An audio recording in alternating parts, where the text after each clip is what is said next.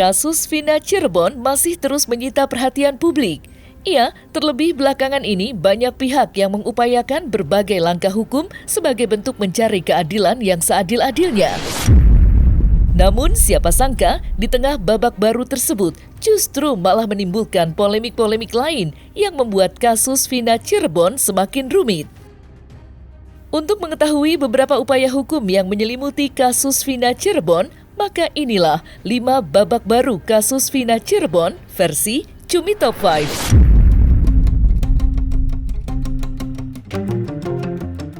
Dalam sidang pra-peradilan Peggy Setiawan yang digelar pada Senin 8 Juli 2024 lalu, Hakim Tunggal Eman Sulaiman menyatakan putusan bahwa penetapan status tersangka Peggy Setiawan tidak sah dan batal demi hukum. Dikarenakan Polda Jawa Barat tidak memberikan surat pemberitahuan terlebih dulu dan langsung menetapkan Peggy Setiawan sebagai tersangka dalam kasus Vina Cirebon. Menilai bahwa putusan Hakim Tunggal Eman Sulaiman tidak berdasar dan bertentangan dengan peraturan Mahkamah Agung, pengacara Rasman Arif Nasution berencana untuk melaporkan Hakim Tunggal Eman Sulaiman ke Komisi Yudisial dan Mahkamah Agung. Lantas, akankah Rasman Arif Nasution melakukan langkah hukum tersebut dalam waktu dekat? Seperti apa pandangan ex-Kabareskrim Polri Susno Duaji terkait rencana yang ingin ditempuh Rasman Arif Nasution?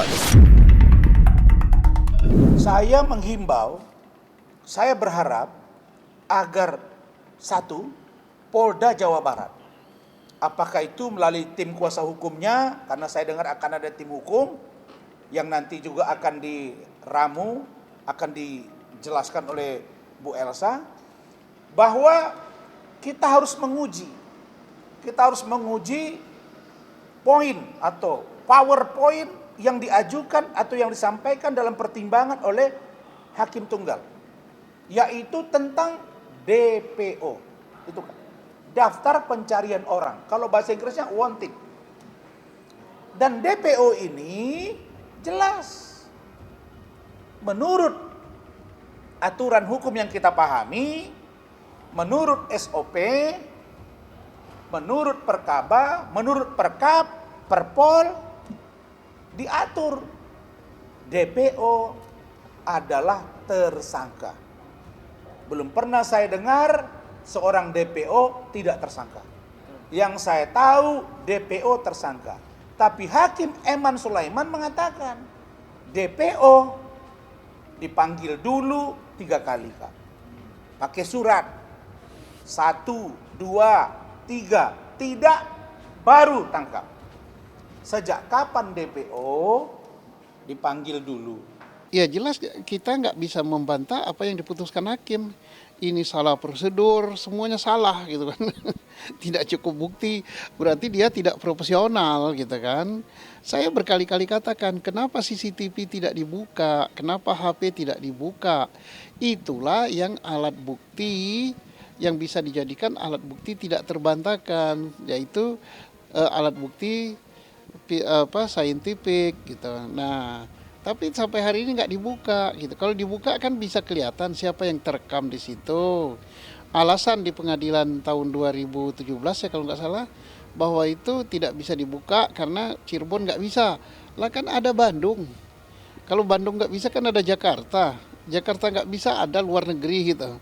Kemudian HP juga nggak dibuka karena dari HP itu bisa bersuara.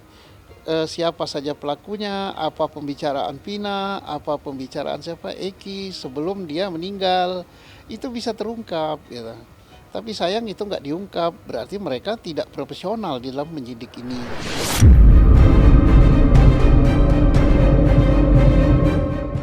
Mantan terpidana kasus Vina Cirebon, Saka Tatal, resmi mengajukan upaya hukum luar biasa peninjauan kembali atau PK ke Mahkamah Agung atau MA. Hal tersebut diungkap berdasarkan keterangan kuasa hukum Saka Tatal, yakni Farhad Abbas. Pengadilan Negeri Kota Cirebon juga diketahui telah merespon surat pengajuan PK Saka Tatal. Dan pengadilan akan memulai sidang PK tersebut pada 24 Juli 2024 mendatang. Lantas, seperti apa persiapan Saka Tatal dan Farhad Abbas jelang sidang perdana? Pusaka Tatal sudah memajukan PK yang pertama dan akan sidang tanggal 24 Juli 2024 jam 10 di Pengadilan Negeri Cirebon, Kota Cirebon. Mengajak seluruh masyarakat Cirebon yang tergetar dan tergerak hatinya untuk memperjuangkan keadilan anak-anak yang terzolimin. Kita mengajak seluruh mahasiswa, seluruh masyarakat Cirebon untuk kita dukung, kita saksikan pengadilan, peninjauan kembali anak yang tidak bersalah yang dihukum, yang merusak masa depan. Jangan sampai terjadi di bumi Indonesia, jangan sampai terjadi di bumi kota Cirebon yang ramah. Jangan sampai terulang lagi hal ini. Ayo sama-sama, saya Farad Abbas, saya jauh-jauh datang dari Jakarta untuk memperjuangkan ini. Saya yakin kita memiliki kesamaan.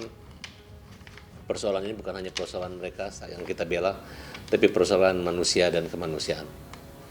Jadi tanggal 24 Juli 2024 nanti jam 10 kita berjumpa di pengadilan. Beri dukung.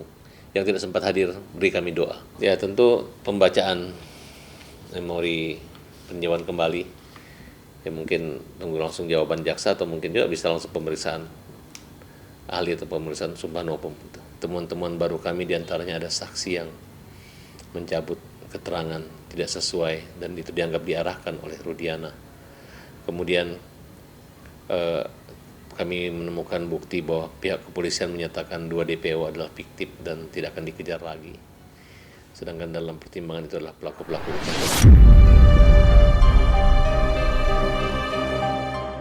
Deddy Mulyadi menjadi salah satu pihak yang ikut mengawal kasus Vina Cirebon. Berbagai upaya tampak telah dilakukan Deddy Mulyadi untuk memecahkan kasus Vina Cirebon. Diketahui beberapa waktu lalu, Deddy Mulyadi berencana untuk mengupayakan peninjauan kembali atau PK terhadap 7 terpidana kasus Vina Cirebon. Deddy Mulyadi mengungkapkan bahwa ia ingin menguji kebenaran yang terjadi di balik kematian Vina dan Eki, serta memberikan keadilan untuk orang-orang yang tidak bersalah. Lantas, seperti apa upaya PK yang akan dilakukan Deddy Mulyadi dan seperti apa dukungan pengacara Otto Hasibuan? Nah, ini adalah cara. Ini cara yang pertama. Pintu masuknya untuk mereka keluar itu adalah dengan PK. PK-nya dilakukan oleh kuasa hukum yang sudah ditangani oleh Feradi. Nah, kemudian pintu-pintunya kan sudah disampaikan. 1. Pintunya melalui dugaan kesaksian palsu RT Pasren dan anaknya Abdul Kahfi. Yang kedua, kesaksian palsu di BAP terhadap terduga AF dan Dede. Memang ada yang berat menurut saya. Ada yang berat secara psikologi ini adalah menyangkut pernyataannya Saudara Sudirman. Beratnya bagaimana? Satu sisi Saudara Sudirman tuh pernyataannya sangat merugikan ya, baik buat Peggy kemarin maupun terhadap 7 terpidana yang lainnya. Tetapi di sisi lain Saudara Sudirman pun adalah orang yang dipidana. Ini kan cara. Kalau nanti kemudian 7 terpidana itu dibebaskan melalui PK, maka akan muncul pertanyaan berikutnya. Apa yang sebenarnya terjadi pada Eki dan Vina? Apakah ini kecelakaan murni atau pembunuhan? Kalau kecelakaan murni maka selesai. Ya gitu loh, berarti ada penanganan perkara yang salah. Kalau pembunuhan nanti tinggal Mabes Polri mencari siapa yang sebenarnya. Kalau memang ada salah tangkap, kan ada mekanisme peninjauan kembali, ya kan? Ada mekanisme peninjauan kembali memang. Jadi selalu kan aturannya begitu. Jadi tidak boleh juga salah tangkap lantas kita tuduh salah tangkap tanpa ada mekanisme hukum. Nah, kalau ada salah tangkap, maka pihak-pihak para pengacaranya atau terdakwa-terdakwa itu bisa menggunakan upaya peninjauan kembali agar dia dibebaskan.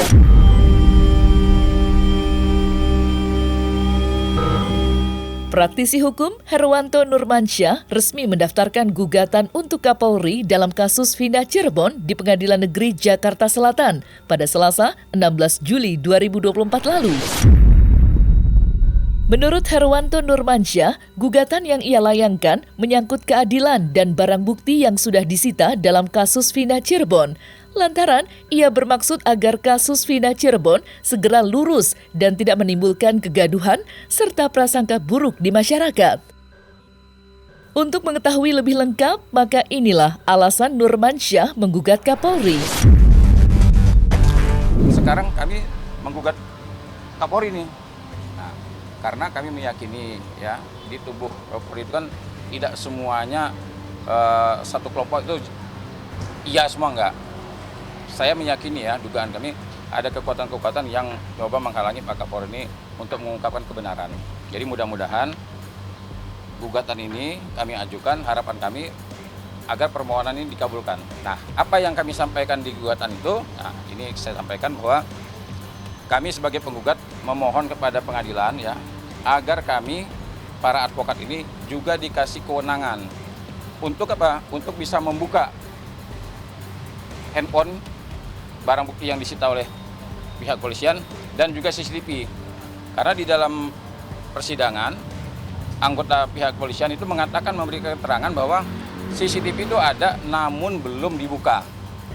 Nah, terus barang bukti yang disita apa? Ada 6 handphone juga belum dibuka. Nah, harapan kami semoga ya majelis hakim bisa melihat bahwa tujuan kami tidak lain dan tidak bukan ingin kebenaran itu terungkap agar apa? Agar lahirlah keadilan. Itu HP-nya ada 6. Jadi di situ disebutkan tidak disebutkan umpamanya itu HP siapa-siapa nggak disebutkan. Cuma ada 6 HP. Nah, ini jadi ada 6 handphone yang sebenarnya belum dibuka sampai sekarang. Terus juga di sini ada polisi. Polisi ini memberikan kesaksian di bawah sumpah mengatakan bahwa dia mendapatkan CCTV tapi belum dibuka. Bukannya tidak bisa dibuka ya. Kemarin ada yang bilang CCTV tidak bisa dibuka, bukan tidak bisa dibuka, belum dibuka. Kalau sampai nanti ini dibuka ya, permintaan kami bahwa CCTV dan handphone ini dibuka di persidangan, disaksikan oleh umum. Jadi terbuka untuk umum. Agar apa? Kalau seandainya memang nanti hasilnya itu bisa membuktikan bahwa Peggy Setiawan plus 8 terpidana ini tidak bersalah, maka ini bisa dijadikan novum untuk kita membantu para 8 terpidana yang sudah menjalani hukuman ini. Kalau saya melihat begini ya, dalam satu proses hukum seperti ini, jangan sampai ada perasaan, artinya kalau ada kita berkomentar seperti ini, kita ingin menjatuhkan seseorang. Di sini tidak ada perlawanan institusi, tidak. Tapi ini proses hukum yang diperbaiki. Nah, mengenai soal itu, Rudiana, apakah bagaimana prosesnya? Itu kan internal kepolisian. Kalau kepolisian menganggap ada kesalahan, dia diproses secara internal. Tapi kalau dia tidak bersalah, ya nggak ada apa-apa dong. Ya kan kita nggak begitu. Kita nggak pernah pikirkan tentang bagaimana nasib Kapolda, bagaimana nasib Kapolda. Yang kita pikirkan bagaimana memperbaiki hukum. Jadi tidak ada intention, kan? Nggak ada niat untuk supaya Kapoldanya dipecat atau supaya keburuannya diproses, itu nggak ada itu urusan internal dari polisi. Bagi kita adalah membela klien dengan etiket baik agar dia bisa mendapatkan hak-haknya. Kalau memang harus bebas, bebaskan dia. Kalau memang hukum juga nggak apa-apa. Mantan Bupati Purwakarta, Deddy Mulyadi, mendampingi kuasa hukum 7 terpidana dalam kasus Vina Cirebon untuk melaporkan Aep dan Dede atas dugaan kesaksian palsu ke Barreskrim Polri pada 10 Juli 2024 lalu. Ya, kesaksian Aep dan Dede dinilai menjadi pemicu 7 terpidana divonis seumur hidup penjara. Sedangkan menurut keyakinan Deddy Mulyadi, Aep dan Dede telah memberikan keterangan palsu. Selain itu, sebelumnya Deddy Mulyadi juga mendampingi tim kuasa hukum untuk melaporkan Ketua RT Pasren atas dugaan yang sama, yakni dugaan keterangan palsu. Lantas, seperti apa langkah hukum yang dilakukan Deddy Mulyadi untuk membantu menyelesaikan kasus Vina Cirebon?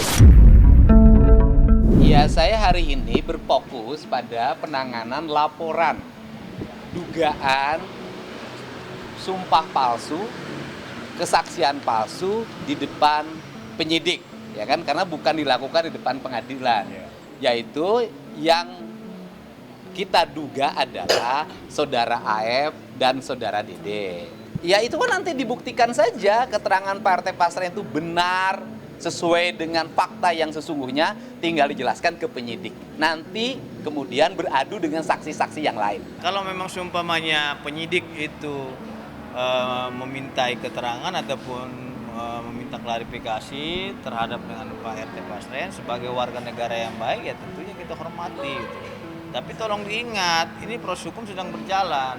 Jangan juga dengan proses hukum yang sedang berjalan ini dimanfaatkan momentum-momentum yang untuk membangun opini agar opini masyarakat itu tertuju kepada klien kami, seolah-olah klien kami ini memberikan kesaksian palsu.